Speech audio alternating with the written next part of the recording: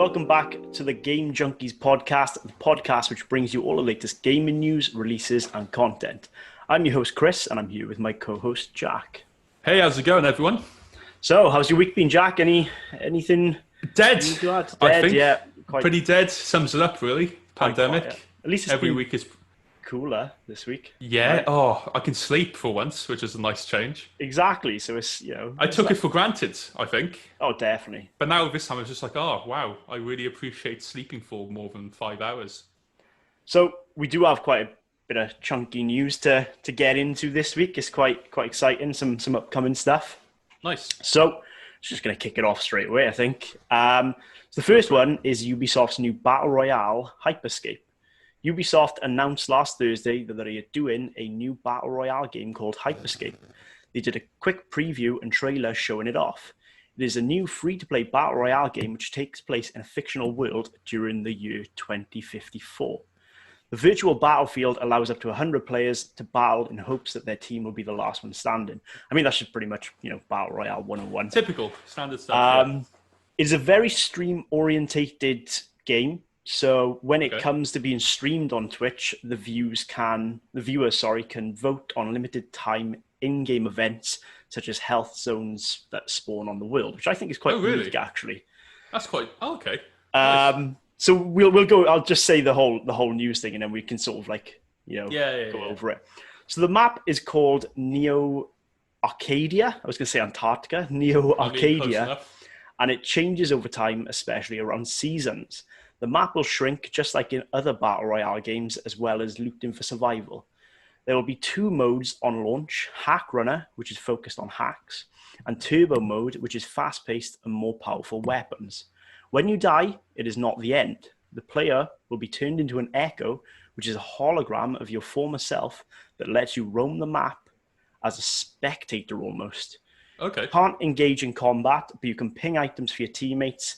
If your team manages to eliminate enemies, a restore point, will appear in their place. So, there is quite a lot to go over there. First of all, have you actually seen anything like on the game? Have you actually watched any? Oh, I loved the gameplay. It's so it's very futuristic and it's very out there in terms of like the design. I specifically like the animations of when you collect a weapon, it kind of just forms in your hand rather than just picking up a weapon. I thought that was quite interesting. I think the whole I'm probably going to be very controversial saying this, but it kind of gives me Apex vibes. I don't know why it gives me. I don't know if that's controversial or not, but I mean, it's not, obviously it's not Apex, but it gives me that sort of vibes. I like the art style of it. I think it's very unique. It's kind of cartoony, but not. I don't know how you would describe the art style really, but it's not like Call of Duty kind of art style.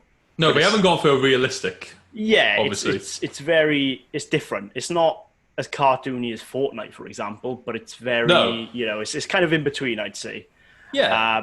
But I think it's unique in terms of the setting. I really like the map. It looks really cool.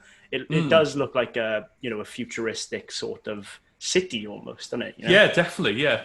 I like their idea towards enclosing the circle. So in most Battle Royale games, you just have this circle closing in on the map, and you have to stay within it, otherwise you'll essentially die.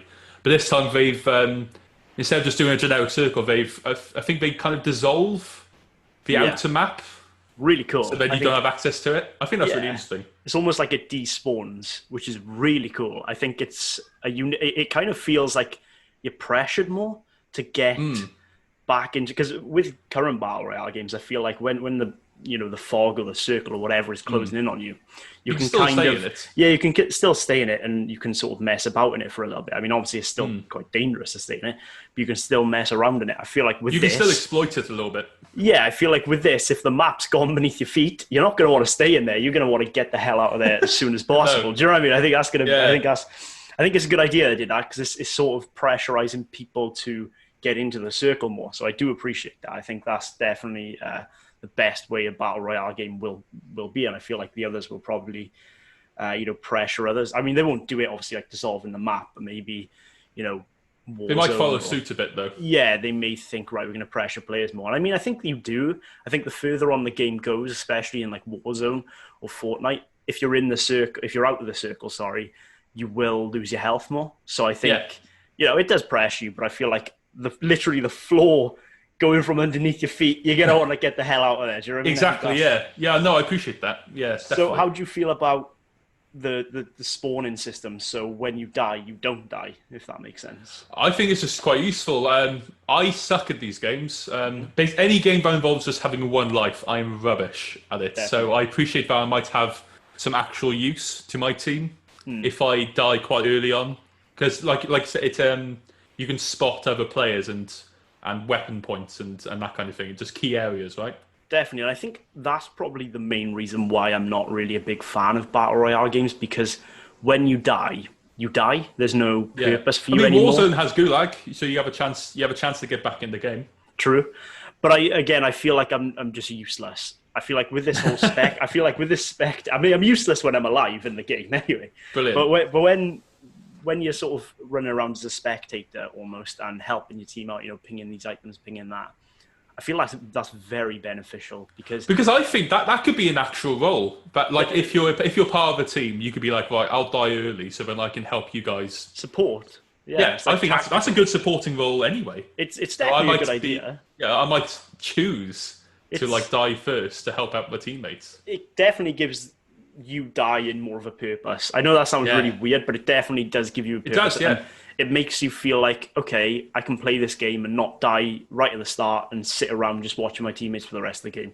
You can actually get involved and help them out. So I really do appreciate that, and I think it will definitely probably push me more, towards more of the Battle Royale games, because I've never really been a big fan of them, and that's probably the main reason why. Do you play much? Do you play much of Battle Royale? Not really. I mean, like I said, I sort of jump on one or two games and I'll die within the first couple of minutes, and I'm just watching my team, and it's like I feel useless and just bored, and I end up going on my phone. So I definitely think that will help.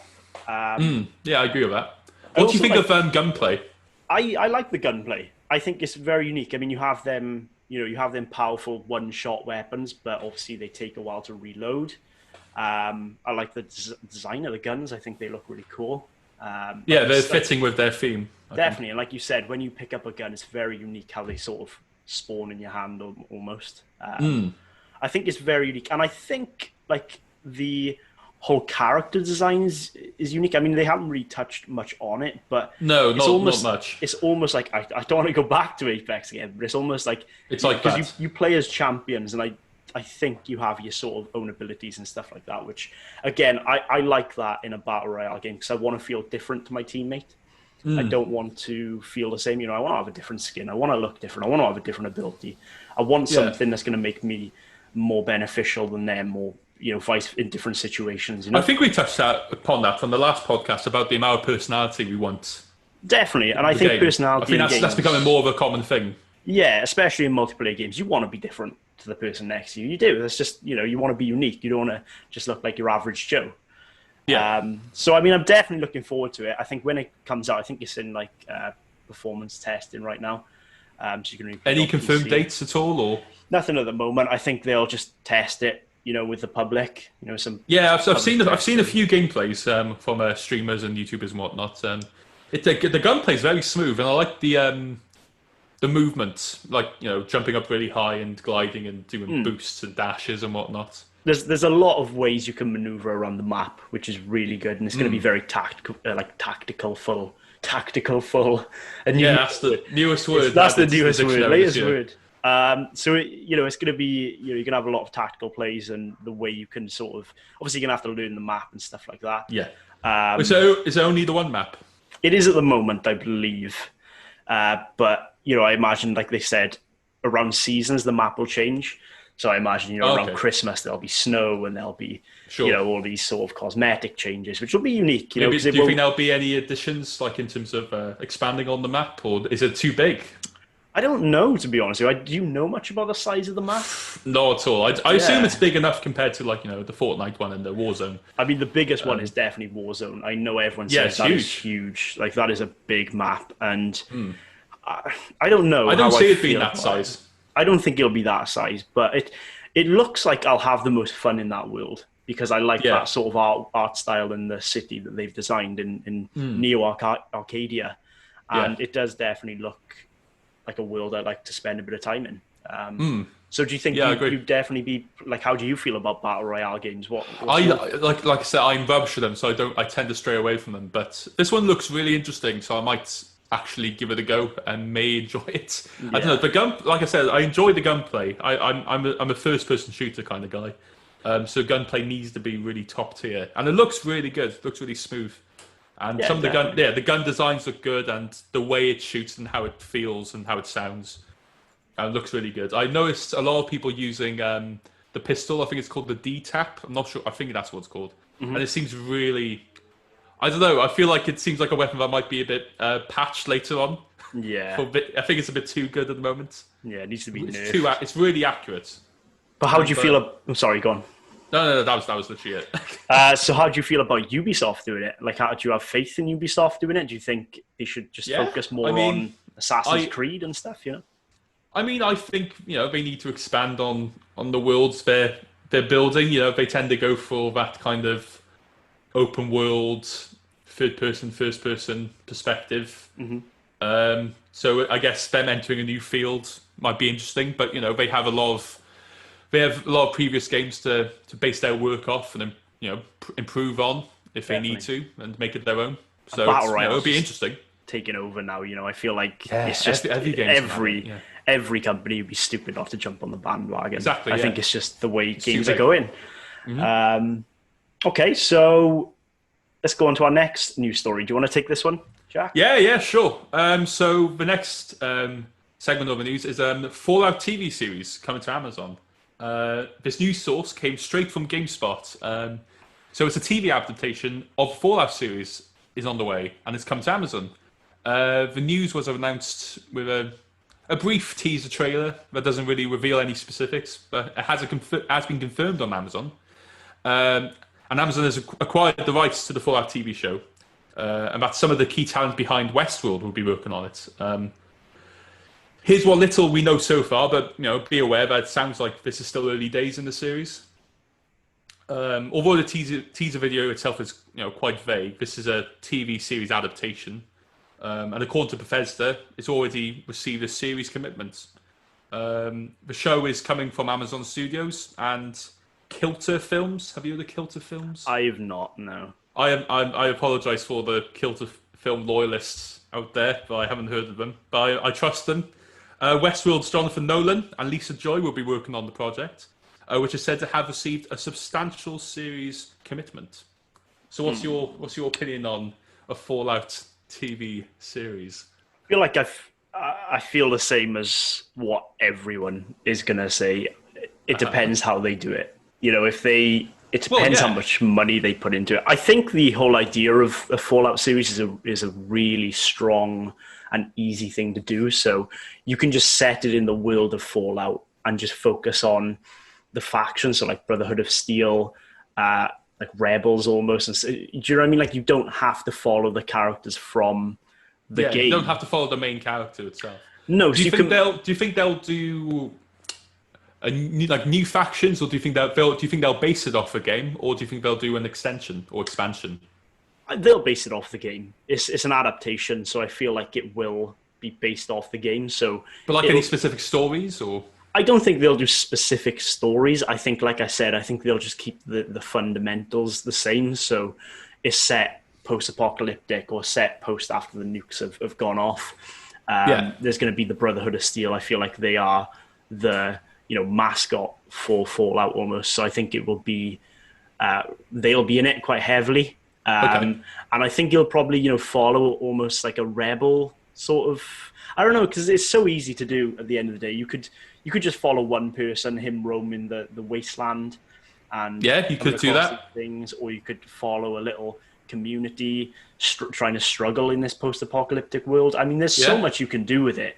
What's your opinion on focusing on life within the vaults? Now that would be unique, but I do think it would get quite boring quickly. Really? Unless you focus on like life in the vault and also have patrols going out in the Wasteland, because I feel like the whole thing about Fallout is, okay, it's based around the vaults, but it's set after the vaults are not needed anymore. So the vaults were obviously made for the nukes and to survive them, but because the nukes have all gone off and the radiation is somewhat bearable now by humans, I feel like that they're not needed anymore. So it's more about the Wasteland, I find. Okay. That's what I personally think. I mean, you could go about it where you're like maybe the first season is near the end of when it's safe for people to come out, and then at the end of the season you have your main character walk out of the vault. Definitely, as like the climax. It would like be a good. little teaser for the second season. It's just because there's not enough time spent in the vault. Like you said, the games, when you start in the vault, it's always when it's perfectly safe for you to go outside. It's always after the nukes have gone off. You haven't spent much time in there at all. I mean, you could quite easily, I think, you could base it off characters within the vault and like the community within and how they're coping within, being underground and. It just depends. If people find that boring, Fallout fans, then don't bother. I mean, maybe a couple of episodes in the vault. But not much. You don't think there should be much time spent in it? Or maybe a bit of both. They could follow a community that's in the vault and also follow another community that's outside of the vault. I mean, they could do that. There's a lot. That's possible. It's a lot of sort of stories and emotional connections that you've got to cover.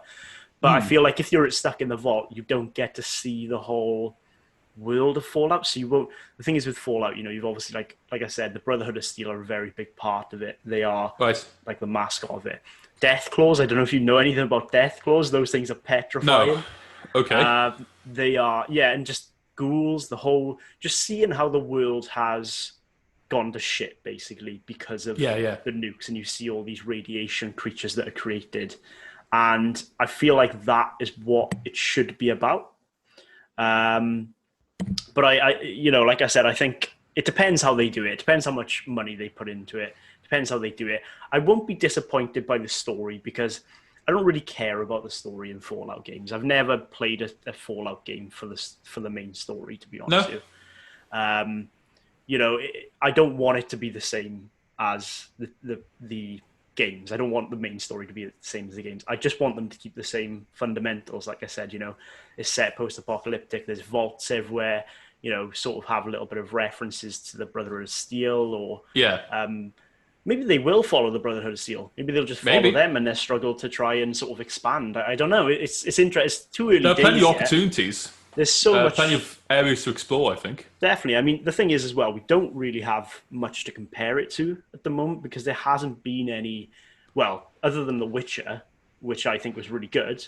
You could argue it's based on the books. Again, exactly. So it's nothing to do with the games. So it's hard because, like you said, the games, I think TV series based off games, they're not as popular these days. I don't think there aren't many, and I don't think there are many successful ones. I think it's better for them to do a TV series. That's why I think a lot of them are going for it, because it gives them more time.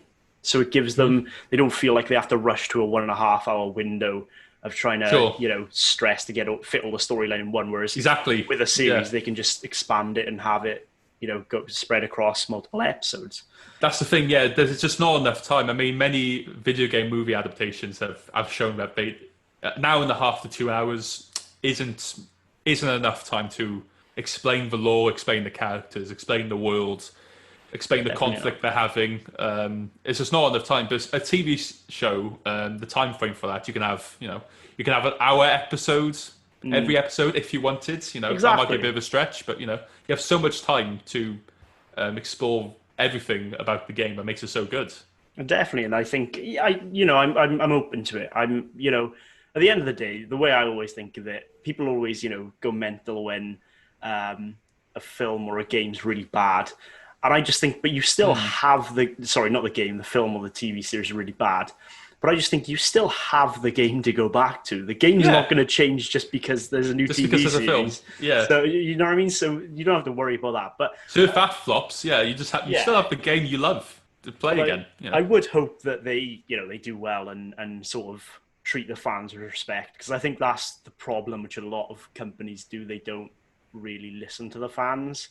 No. When it comes to make it, because everyone always says we want an exact replica of what was in the game, but I don't see the point in that, because, like I said, the game's its own thing. Why would you want to have, the game storyline just on TV? That doesn't make sense to exactly, me. Yeah. Just make a new story. It doesn't. It's set in the universe. Yeah, I love that. So, like, set in the Fallout universe, that's amazing. I think that's a great idea.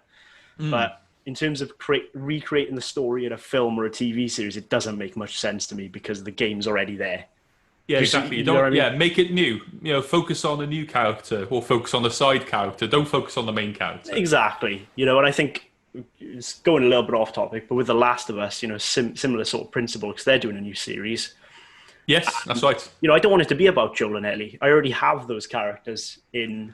What about Abby? Or Abby. I don't want it to be anything to do with the game, because the game's its own thing. Like it's This is. I never want to see Abby again. Now you're setting me off. Now I'm just going off. I knew that would.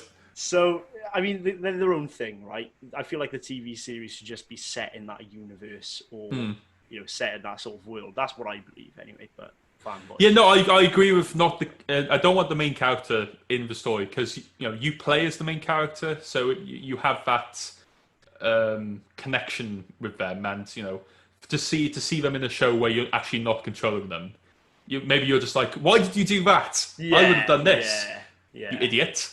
Exactly. I don't know why they're doing a bad thing, but that's just an example. And it's hard to do it. But I mean, I'm looking forward to it. I think Amazon, especially lately, have been putting a lot of money into their shows. Yeah. And they're doing the Lord of the Rings one as well. So, again, that's right. I think. Yeah, that'll be interesting. I'm curious. Hopefully they put money into it and it starts to look good. But I guess we'll wait and see. Do you have any ideas about the Lord of the Rings? Do you know when it's based? I think that's actually just started filming. I think it's literally just started filming, so it's really early days. But again, even with this Fallout one, I don't think we'll see it for a good, at least 2 years. Especially with all the pandemic going on now. It's hard to start filming stuff. So I don't know. I think at least 2 years, personally. So, that makes sense. 2 years sounds about right. I'm looking forward to that. Definitely. So, on to the next one, we will talk about the new Animal Crossing update. Yes. So, Animal Crossing New Horizons has released the first part of its free summer content update on Friday, July the 3rd. This includes the ability to swim and hunt for new marine life. You'll now be able to explore more of the world and see new creatures in this update. So it's quite a short story, really, but you could swim on Animal Crossing. Do you realize how amazing that is? Like, I don't have much connection to the Animal Crossing series, so I don't think I'm feeling the hype compared to you. Everyone just went crazy because it was quiet, and they didn't know, there's no build up to it. They never even told people they were going to do this, and then they just released their Twitter trailer, and it was just incredible. And you just diving into so good. And you seem so hyped. It's so fun because you always look in the ocean. You think, I wish I could swim in there. Just a nice summer day. You think, I wish I could just go in there. And imagine the life I would live if I wasn't in the pandemic. Exactly, and I think that's the point of Animal Crossing, especially at the moment. It's a life away from your life. It's trying to distract you from everything that's going on. It's a nice, peaceful island. There's no pandemics going on there. Well, at least I hope there isn't. Priority one. Well, oh my God. That would be a new update. Imagine that. Latest update, everyone has corona. Good luck. And it's a nice chill game to play. I always like to do it to sort of de-stress. And I played a little bit of this new update where you can swim, and it's really well done. I mean, you can just dive straight into the water. You can go under the water and sort of look for new creatures and whatnot. And it's just really fun. I mean, so the only purpose is just you can swim now, basically. You can swim, but obviously you can find new sort of marine life and stuff like that. Yep. So you can find new fish or species, or I found an octopus the other day, which is pretty cool. So it's can you find like treasures or like items or anything like that, or is it just observing the life? I mean, I feel like items are a big thing. I don't know if it's like treasures almost, but I'm sure you'll probably be able to pick up money and stuff like that from there. I mean, you can dig it up. What will be interesting is, I don't know if you can yet, but it'll be interesting to see if you can build on the water. So you could have like a little, like a little, I don't know, pier or, a little boat yard or something. That'd be pretty cool. So I would love to see something like that. Yeah. And I thought, you could only go into the shallow bit. I thought, you're not going to be able to go far, but you can go pretty far. You can swim pretty far from the island, which is pretty cool. But yeah, it's not much really to say about it. You can swim in Animal Crossing, so. Is it a free update or is it? It is free. No. Oh, nice. That's good. But they have said that this is the first part of it, so they are going to do another part of the summer updates, they call it. So it'll be interesting to see what the next summer updates will be, because I feel like they'll be pretty big now if they're going to do swimming. Because it's a big. What do you predict? What do you think will happen? What are you desperate for? The thing is, I don't know, because it's such a nice game as it is now. I don't know what you could add to it to make it better. Like I said, I think if you can't build on the water now, I think that'll probably be a good thing to do. Yeah. I don't know. I really don't know what they'll add to it. It's hard to say. Nobody was expecting swimming, to be honest with you. So that was a shock enough. Paragliding, flying. You can fly about. What about having like a jet ski? Or jet ski would be pretty. Or is that too advanced? It's too advanced, but also there's not really that much surface area to cover. So you just jet ski for it's not that big. Okay. But yeah, it's the fact that this is quite a big update. They've added a whole new game mechanic, so I'm looking forward to the next update. See what they have to offer. Brilliant. So on to the next one. That brings the final bit of news. So Microsoft has announced the next Xbox Series X event, and it's finally set for July 20th. Microsoft will showcase a series of first-party Xbox Series X games. God, it's such a mouthful, isn't it? Xbox Series X. Right, okay. Yeah. And it's including Halo Infinite, finally. The company may also reveal an all-digital console, which would be quite interesting. A Microsoft executive has teased what to expect, and it sounds like fans are in for a huge show. We haven't seen much gameplay from the Xbox Series X yet. None. We've seen none. This could be... No, well... That's right. Good there. You got me on that one. So this could be this could be our next chance to actually finally see some gameplay, and it's said to show over 60 new games. So how do you feel about that? Finally, Xbox are going to show gameplay. I'm rubbing my chin, very suspiciously, Okay, so you're intrigued, but you're not hyped for it. They let me down the first conference they did. They said they were going to, they said they were going to show gameplay, and they didn't. They showed in-game footage and in-game, well, not even footage. They showed in-game trailers, right? Yeah, they showed those glossy cutscenes. They showed in-game trailers. I think there was only I can't remember how many games they showed, gameplay. They showed off one bit of gameplay, right? Oh yeah, I think the first one that futuristic cyborg kind of one. Yeah. Kind of felt like you were Genji from Overwatch, just running around there. Which is what I want. But I think that was the only gameplay they showed off, wasn't it? Yeah, and they should have just told us that it was in-game trailers rather than in-game, because they misled us with the whole Assassin's Creed as well. They said, I was Assassin's so ready Creed. I was so excited for that. I was like, it's going to be amazing. And they just, I don't know, they just let us down. So it was disappointing because they had to clarify at the end afterwards saying, we didn't think you guys were actually expecting gameplay, or I've forgotten what the specific quote was, but it was something along those lines. The thing is now, because PlayStation did such a fantastic show. Yeah, Xbox has so much to catch up on. I think, are a bit, whatever show they did have planned, if it wasn't as good as what the PlayStation one is, they've stepped it up. They have to. There's no way they need to. This is the time now. They have to. They have to show, right, okay, PlayStation has showed their trump cards. We got to show our trump cards and why you should buy from us and why you should get our console. So I am really looking forward to this. It just depends. It just depends if they can live up to the because we have such a high expectation now of what to expect. And they on July 20th. They have big this. It's going to be a huge show. We're going to show over 60 new games. But they're going to end up showing 3 games and then that's it. Bearing in mind, when they say 60 new games, I would take that with a pinch of salt. I don't. Oh yeah. It's not. I don't think 60 first-party Xbox games. There's no way. That's way too many. I feel like I don't. If they do, that would be... Oh, yeah. If it genuinely is 60 new games, that'll show that they have ramped it up. They're taking it really seriously. So, obviously, we both want to see Halo Infinite.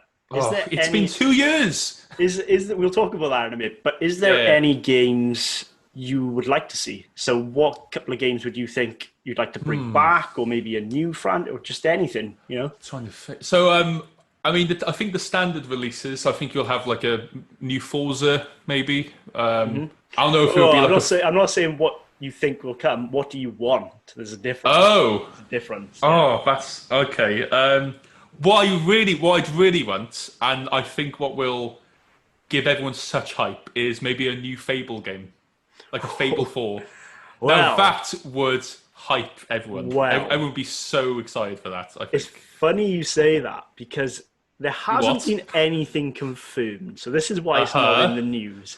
But there is like a 90% chance there is a new Fable game coming. That is a very I've seen high a few percentage. leaks and stuff like that. That's why I'm not confirming it now, because I don't want people to be like, you said it, But it's.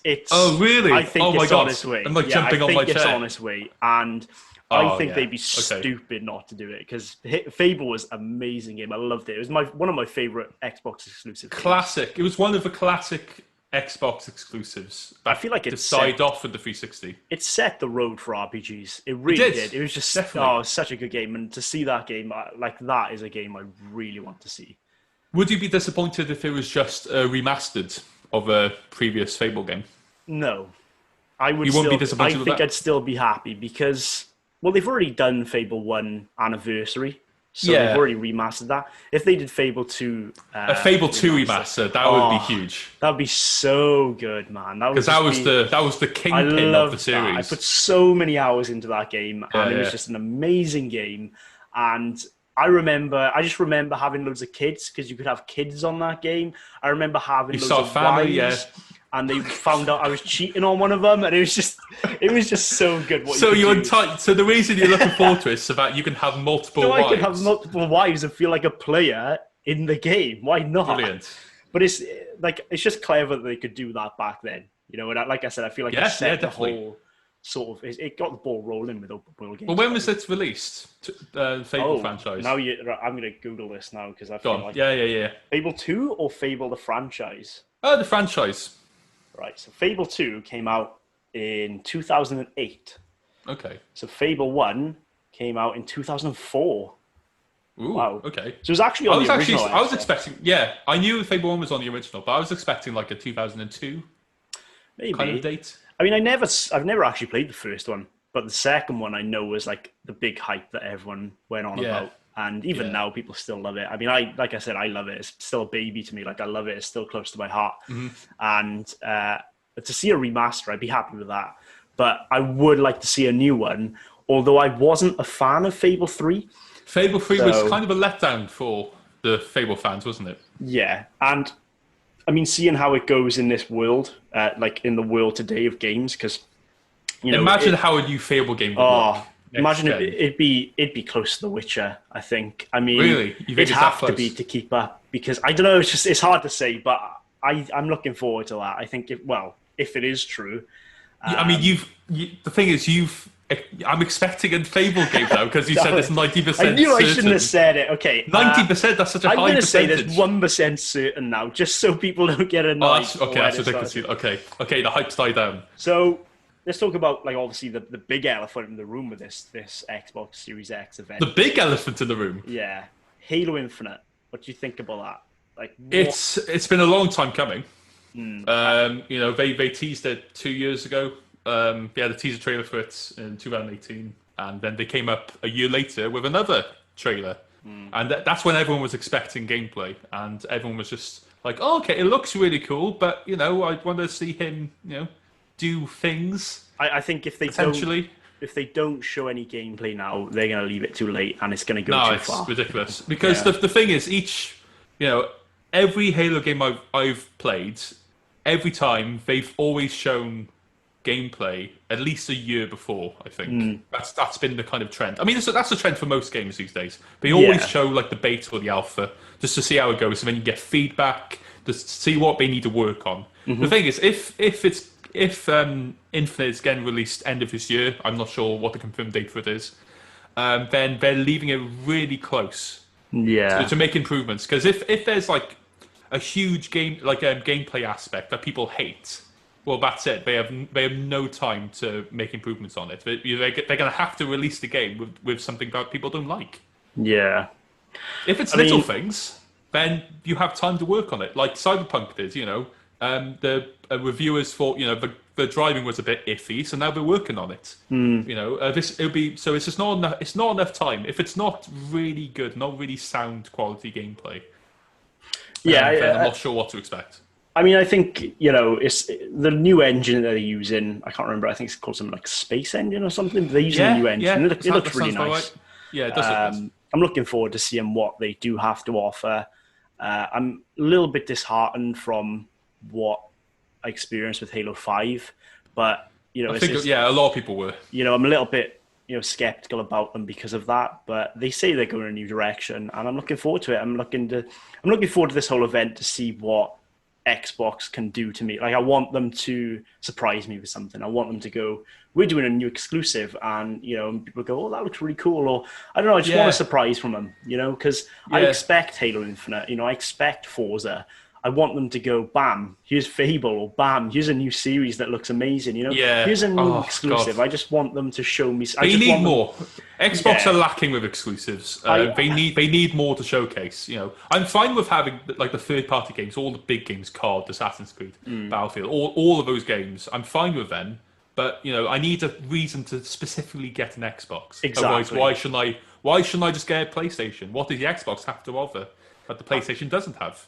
And in terms of an all-digital console, I'm not surprised by that. That's definitely not. They've already made one of them. I believe that they have one for the Xbox One S, a digital one. So for them to make a digital-only Series X, it wouldn't make sense not to. If that makes sense.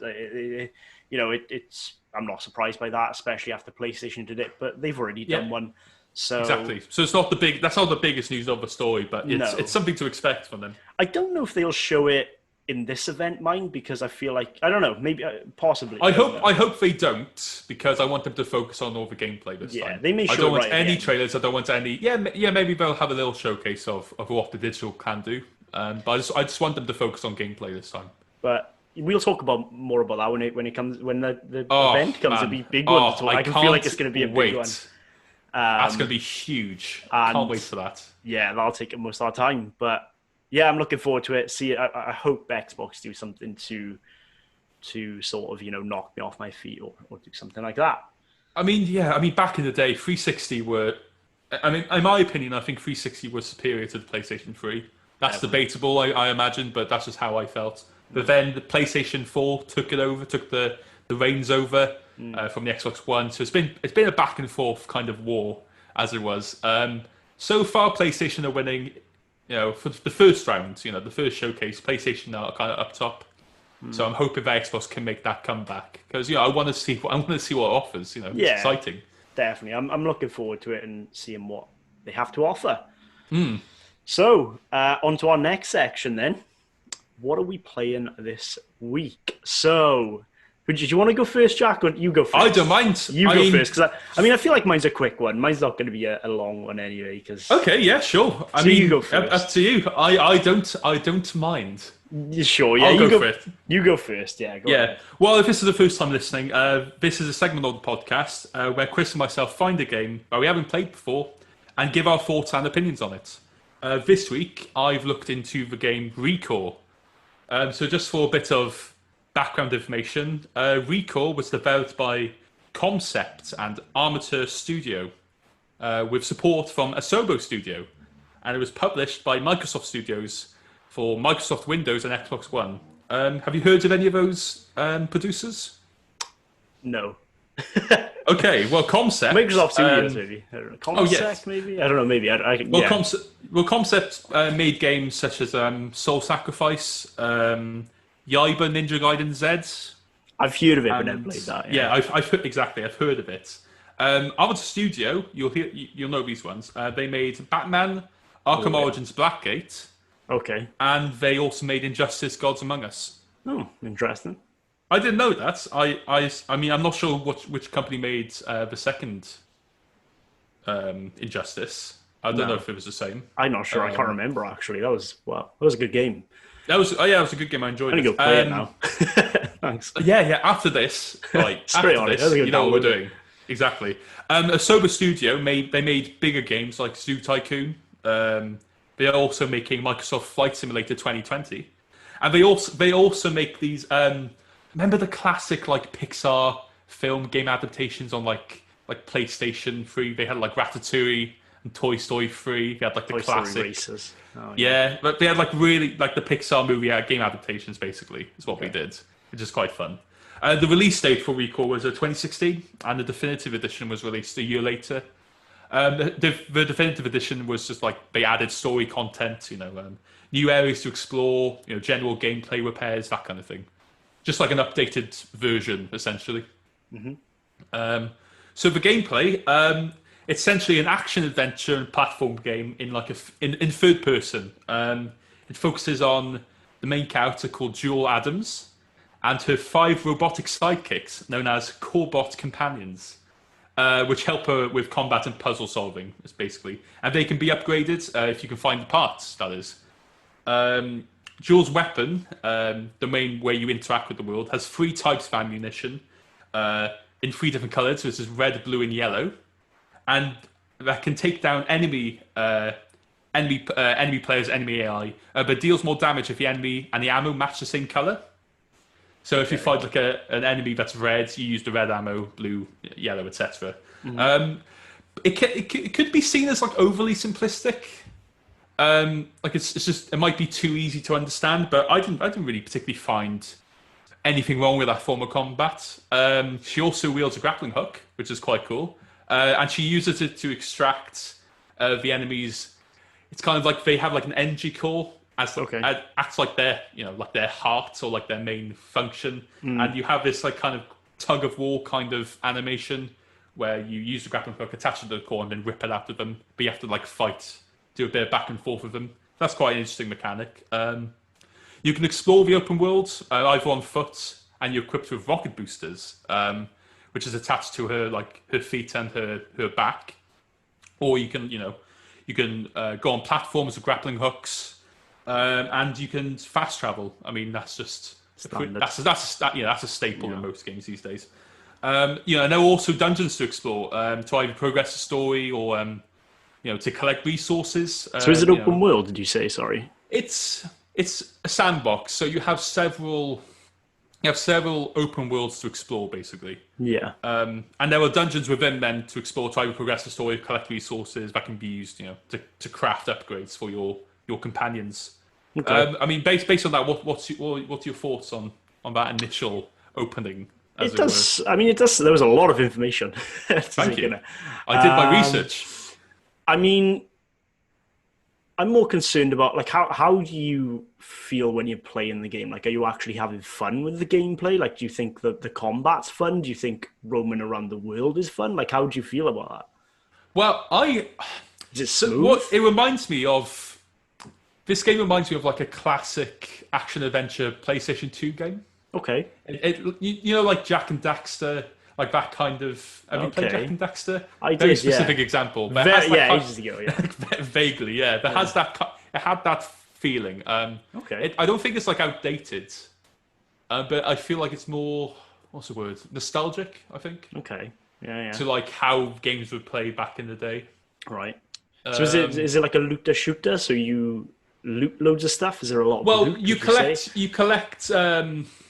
you collect different cores to upgrade your character and you upgrade your companions and to progress through the story. It's not really a looter shooter, so it's not like you collect loot to like you don't collect more weapons or you don't collect armor or what have you, but you collect parts.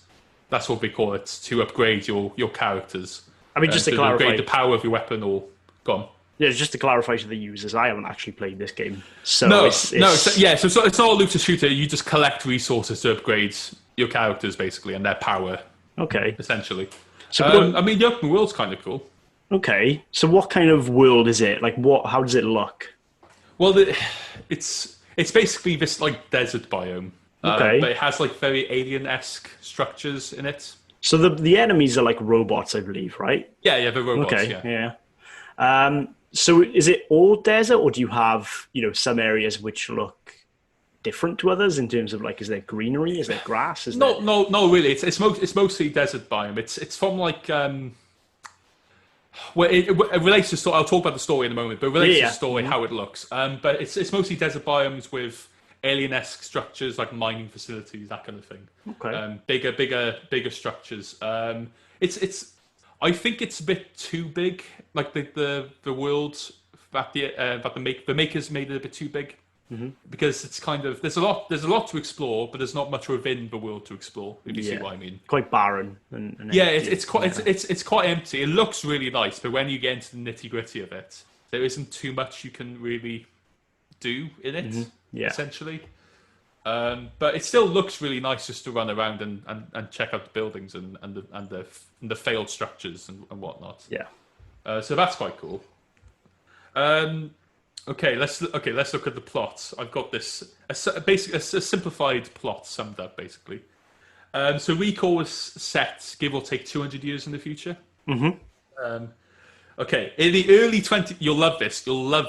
In the early 2020s, a disease called the Dust Devil Plague starts to ravage the Earth. I knew you'd love that because it's the 2020s. No, come on, no, It's too close to home. This can't be true. No way. Maybe this is based. Maybe a time traveler's made this game based on reality. So, yeah, okay. Well, so there's no desert around me. I'm looking out the window. It seems pretty safe now. But it's not based on Earth. Oh, okay. This gives so basically, Earth became uninhabitable. Okay.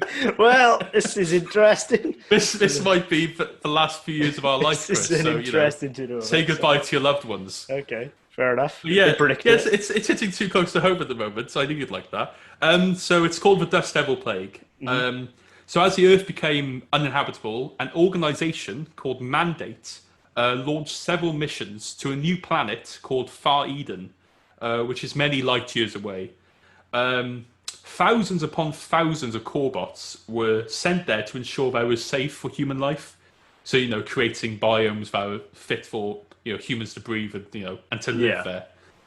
Just terraforming, essentially. And the first group of colonists, were sent, but they were hibernating in cryosleep for essentially 200 years. And during that time, as Far Eden was being prepared for human sustainability, the Corebots kind of became corrupt. They explain that further on later into the game, and the environment just becomes corroded, and the colonists have suddenly disappeared. And your character and your Corebot is named Mac. Wakes up from cryosleep, and it's your job to discover what has happened. Mac is your main character. Mac is your first side character, so like your Corebot companion. So, how do you feel about the main character and all of your companions? Do you feel like you have an emotional connection to them? Do you feel? How do you feel towards them? If I'm honest, I'm kind of more drawn to. You can't be honest on this podcast. You got to be. I'm not. I have to be like a politician and only lie. So go on. Honesty is optional on this podcast. You can make it up. Or you can... Exactly. I was more focused on the gameplay compared to like the story and the like the technical aspects of the game. So what's the purpose of your what's the goal of the game? Are you trying to hunt down an enemy? You're essentially meant to hunt down an enemy that has caused all these issues for why colonists have disappeared and why the Corebots have become corrupt. Okay.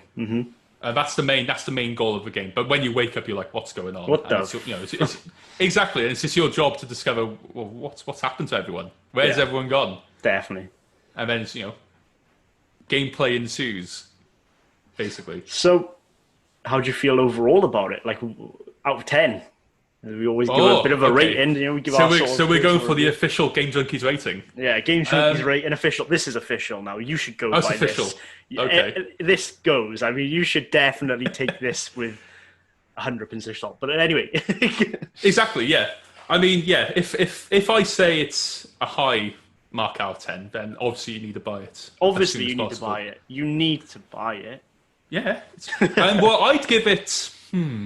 What would I give it? I give it a 7 7. I think a solid 7 out of 10. Okay. I think the gameplay is really good. It's really smooth and it functions well. Like, it flows well. But I feel like the world is just too big and there's not much going on within it. So it's a bit repetitive.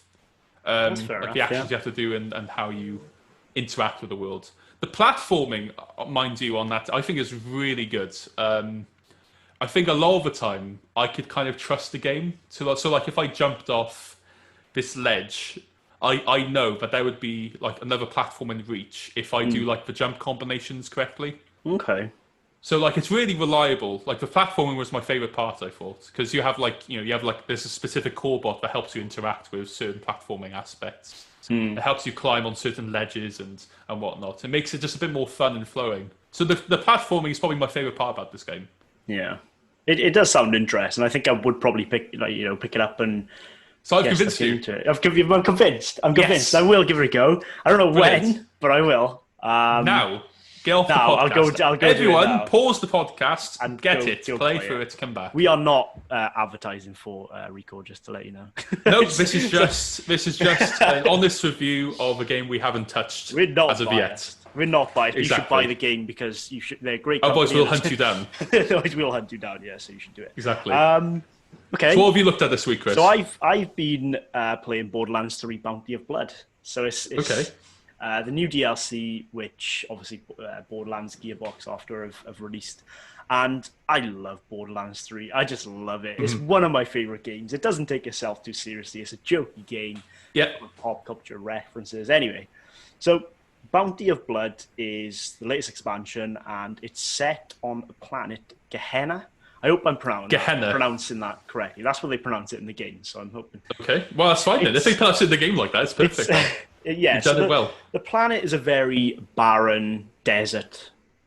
Deserty. We're orientated with deserts. Why are you copying my review? It's very desert orientated planet, and it is so good because you go on, because the thing is with Borderlands 3, because they have your sanctuary, which is your main hub up in space now, they can do so much with the DLCs that you can go to different planets. So you could make infinite amount of DLCs with just different planets, because this planet is a cowboy themed planet. That's cool. So you go down very Western. Very Western. So when you first sort of land, you've got like what are they called? The dust balls rolling past, and yeah, I know what you mean. You've got I don't know, it's just all desert. You've got like the cowboy music in the background. It's just so it does make you feel like, hold on, I am actually in a Western film. Okay. And you basically the storyline. I'm going to summarize it because it's not very long DLC. I don't think it's quite short. I mean, I probably finished it within 3 hours. For DLC, that's fine. 3 hours. Yeah, I mean the main story was, but I didn't mind because I enjoyed all of it. Yeah, exactly. Yeah. I mean, obviously with the side and all the exploring, it's going to take a lot longer. But it's basically you go to Gehenna to hunt a bounty. So you're literally being a cowboy. You go in there to be a bounty hunter for this this villain called Rose. Okay. And she's a unique villain. I mean, she's just a normal, casual cowboy villain, really. I mean, she wants to. It's what you'd expect. Yeah, she's the lead of this gang called the Devil Riders, and basically what they do is they they tame these sort of mini dinosaurs, I want to say.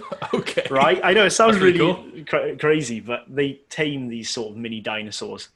And there's this the thing is, I don't want to spoil it for people who haven't played it. So I mean, if you haven't played it, go play it, 'cause it's pretty new. But she basically wants to destroy Gehenna and rule over Gehenna in the most possible way she can. She wants to try and get the biggest monster on her side and tame it, really. And you basically just cat and mouse chase with it. You're trying to hunt her down to get the bounty. And you meet all these, unique characters again along the way as you do in Borderlands, and it's just such a fun game. It doesn't take itself too seriously. Like they are constantly joking and making inappropriate jokes, and it's just you know what I mean? It's that game that just doesn't take itself seriously. Are there any characters from the main story in this DLC, or is it brand new? No, brand new. I kind of expected them to bring back an old character because in Borderlands, in the second DLC, Tentacles of Love or something it was called, they brought back. Excellent name. They brought back Gage, which was an old bounty hunter, which was an old vault hunter. So I kind of expected to bring back an old one because there was a cowboy one, I believe, in Borderlands 2. There was a cowboy character you played, but they didn't do it, or I just haven't discovered it yet. Right. Which is a bit of a shame, but it is what it is. I mean, I had fun playing it. The story was amazing. They added a new vehicle as well, which I actually can't remember the name of. But it's kind of like a bike. Hold on, I gotta Google this. What's the new vehicle? No, I need to know the name. Borderlands 3 new vehicle. I can't remember it, but it's like a sort of like a bike, I want to say, but it's not a bike. So it's a bike, but not a bike. Yeah, I mean, it's a bike, but it's like a hover bike. Okay, that's kind of cool. I can't remember the name of it. Is it like a biker gang in like this Western? It's called the Jet Beast. That's fitting. That's a cool name. That's a fitting name, yeah. Okay. And there's side quests to do, and it's all very like you feel like you are in a Western film. They've done it really well in terms of the world and the music and the characters. There's cowboys everywhere spitting, and it's just it's very unique. And there's like the part at the start of the game where you shoot the hat off another guy's head. And draw, and it's very cowboy orientated, and it's very good how they've done it. I won't obviously spoil the ending, but you should definitely get it. I mean, I don't think it's the best DLC that they've released so far because they've released 3. I'd probably say the Tentacle one was my favorite just because I preferred the world. But it's definitely a solid 8 out of 10. I'd say. Ooh. Really good, yeah. So an 8 out of 10, that's a must buy. It's definitely, yeah. I mean, you must get this one. It's especially if you love cowboys and Western themed stuff. It's very good. It feels like it's gone kind of back to its roots with Borderlands because Borderlands, the first one, it wasn't. I'm not saying it was cowboy or Western themed, but it was very deserty and that kind of vibe to it. But this one definitely feels like it's gone back to its roots. And I mean, do you think the other Borderlands lost their way in that sense? I don't think they lost their way. It just Borderlands 1 was purely set on Pandora. So the fact naturally games are going to expand and get bigger. So I don't think it's bad what they've done. Like I love all the Borderlands games. Like I love them. But I don't think they lost their way. I just think they've gone a different way. If that makes sense, which is in the right direction, though, right? In the right direction, yeah, I love it. I think what they've done is exactly fitting for the world we're in now and the games that we're in now. Yeah, okay. But I loved it. Yeah, you should definitely go get it. It's full of unique characters, and if you love Borderlands, you'll love this. It's full of pop culture references, full of inappropriate jokes. It's great. I love it. It's fantastic. And I think you can. Yeah, your level cap has gone from 55 to 60 now, so it's a higher level cap. Is that a bigger jump? I mean, how long would it take to reach an extra 5 levels? I mean, it wouldn't take long, but it's more about the skills that you can get for your character. I mean, an extra 5 would definitely improve your character a lot. So, do you get any extra new skills or any new ways to interact with the world? You get in the DLC? You get new cosmetics, so there's a lot more how you can look out. Your character can look like cowboy hats and stuff like that. There's new guns. There's loads of new guns. I mean, it's hard to say with Borderlands because Borderlands have like millions of guns anyway. But there are some new unique guns, that you can get from doing quests and side quests and unique grenades. And it's just fantastic. It's a great game. It's really good. I enjoyed it. Brilliant. So I guess we've both chosen games where we liked. What are the chances, huh? Yeah. So I guess we're on to the next section, which is the most pressurizing, most nerve-wracking, most I forgot if I'm being asked the questions this time. Most daunting section of the show. It is Guess the Game. Yay! I mean, we haven't actually got an official name for this section. No, that makes sense. I mean, that's basically what we're doing. So, Are you ready? Not really. No. Not particularly. I feel nervous for you because I remember how I felt last week. Okay. Oh, so, right. Okay. We're just going to go straight into it. We're going to go straight into it. I mean, I don't think you'll know some of them, but maybe you will. What? I need to know them. I mean, yeah, but I mean, you know of the game. I mean, you know the game, right? Okay. But well, I got 2.5 out of 5 the first time we did this, and you got 3 out of 5. Try. So let's see if I can get half a mark higher. Let's see. I'm going to start off easy for me, and I imagine for 90% of the people listening. Oh, brilliant! Praise the Sun. Dark Souls. Well done. That's one. Yes. See, that was an easy one. See? Yes. Oh. Right. Now I'm going harder because I think Who is it from? Do you have any ideas? It's not. It's from like this sun cult. It's not really from a specific character, but there's like a sun knight, basically. Well, a sun knight. He normally says it. Yeah. He just says praise the sun, and then that became. So every time you beat a boss, everyone used to say praise the sun, and it's just one of the things that was like a sigh of relief almost. Excellent. Okay, so good men mean well. We just don't always do well. Oh, come on. That just sounds like it could be from anything. It could. There's no specific... Oh, Christ. Right,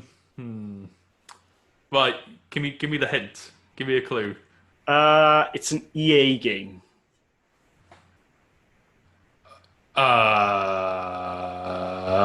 You're thinking of FIFA now. I can't think of any... Say the quote again. Good men mean well. We just don't always do well. I'm trying to think of EA games now. I can't think of... Dead Space. Which one? Oh, okay. So you're in the right direction. 2. No, wrong. Come I reckon on, half a point. It was Dead Space 3. Isaac says it, the main character. Okay. I miss Isaac. Damn. I miss Dead Space. God, I can't believe I got Dead Space. Yeah. Well, I mean, there's not many EA games. Exactly. That's why that helped a bit. I think that's why that helped a bit. Yeah. Okay. 1.5. Okay. I've struggled a long time with surviving, but no matter what, you have to find something to fight for.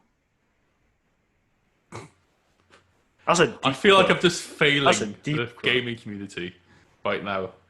Right, please. I could say it in an accent, right, to suit the character, but I'm not going to because you'll give it away. Oh, please. Oh, go on. No. Oh, please. You've mentioned an accent. You've mentioned an accent now. You have to do an accent. I don't think I could do Go on, give it a try. Maybe I'll get it. Fine, give me a hint. I can't really do an American accent, though, so it's going to be, Give me a hint. I can't give you a hint. There's too... I mean, I need something. I need something to work on. Because at the moment, I could guess any game right now. I don't know, because any hint I give you, it's gonna give it to you. Really? Anything? Yeah, pretty much. It's... Oh, I don't know. It's I need something. Otherwise, I'm literally just going to guess. Like, I don't know. It's. I feel like you're feeling more pressure than I am right now. I'm feeling pressure to give you a hint. No, I can't. I need something. I can't. Okay. I need something. Otherwise, I'm just going to guess like a really early Nintendo game or something. No, because it's right. Okay, it's not Nintendo. Oh, come on! It's not on Nintendo. I wasn't going to go for that anyway. It's not on Nintendo. Think about it. It's. Say it again. Okay. It's a zombie game. Resident Evil? No. Oh, okay. Brilliant. Wrong. The Last of Us. Joel says it. I guess that makes sense if it's like a deeper. Oh, you seriously couldn't give me a hint? No, because if I said PlayStation exclusive, your first one would be The Last of Us. You'd go to that. I'd be stupid. I would be. I'm an idiot. I don't know too many PlayStation exclusive. Exactly. You know The Last of Us. That's the only one. So you would have said. Yeah, but that would be a total I would have guess. given it to you. No, I don't agree with that. See, I would have done Joel's accent, but I can't. It's too strong. I'm not that. I can't it's do too that. Strong. Brilliant. So I got 1.5. Okay. 1.5. Okay. Here we go. Send me out with a bang. Oh, Halo 3. Well, that was an easy one. Yes. Who says it? Thank you. Sergeant Johnson. Well done. Well done. Thank you very much. I am the pro of Halo, so any that's, code you give that's me. 2.5. You got to get this last one to beat your personal record. And you got 3, was it? Was it 3? 3.5, I think I got 3. No, it was 3. It was 3. Was it 3? I'm pretty sure it was 3. So, all right, come on. This one I think you should get. I got it without, looking at the answer. What do you mean you got it? I mean I got it without researched looking at it. I guessed it. Right. Okay, here we go. This is my serious face. Can't you tell? Huh? This is my serious face. Can't you tell? That's not me saying that now. That's the quote. For a moment, I thought you were just trying to threaten me. This is my serious face. Can't you tell? This is my serious face. Can't you tell? This is my serious face. You've 100 million, trillion, gazillion% played this game. We've played it together. So I'll kick myself if I don't get it. We've played it together. Yeah. We haven't played many games together. Exactly. So that should help you out. Man, I hate being asked these quotes. Right, you haven't got forever now. We're gonna have to start giving each other time. Give me a hint, please. No, I've told you the hint. We played it together. That's come on. Oh right. Played it together. No, I'm not. I can't tell you a hint. That's it. That's the only hint. Oh, this is so frustrating. Right, you got 10 seconds. Oh no. 9, 8, 7, 6. A Way Out? No. Wrong. Wrong. Come on, what was it? Was. What? Destiny 2. Cade says it. What? Cade says it to Zavala. It's like, this is my serious face.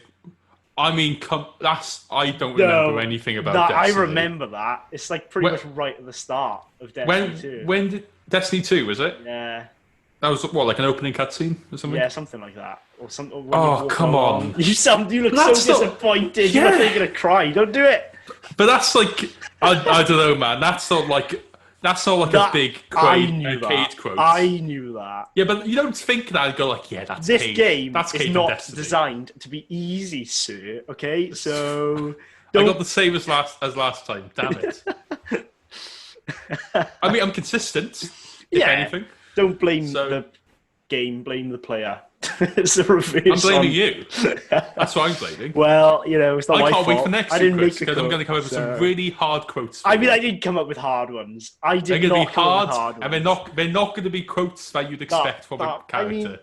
I think they were easy. It's just going to be a quote in passing when he's just. I would have got all 6 of them, and there isn't even 6. So think about that. I was really confused when I thought you didn't know how to count to 5 then. I thought that was a hidden extra quote. I mean, there's always next week. Well, I can't wait. I can't wait for you to feel the pressure. Butchered. Right, so thanks for listening to the podcast, everyone. Thank you, everyone. Yeah, so I mean, check us out on Patreon/Game Junkies if you want more information and want to support us in any way. We're also on the social medias or media at the moment. With you sound like Twitter. an old man. I know. We're on the social medias. We're on the YouTubes and the Facebooks. What is this? What is it? The one with the bird? What's this bird one you got? Oh, that's exactly. Twitter. Yeah. So we're on Twitter, Game Junkies OG, so you can follow us all the latest, sort of updates that we have. We're also on pretty much every listening platform now. We are on Apple, Spotify, Stitcher, pretty much all of them. I mean, you can just check us out in the link. We have links everywhere. So, yeah, check us out. And thanks for listening, guys. And we will bring you the latest news next week. See you guys.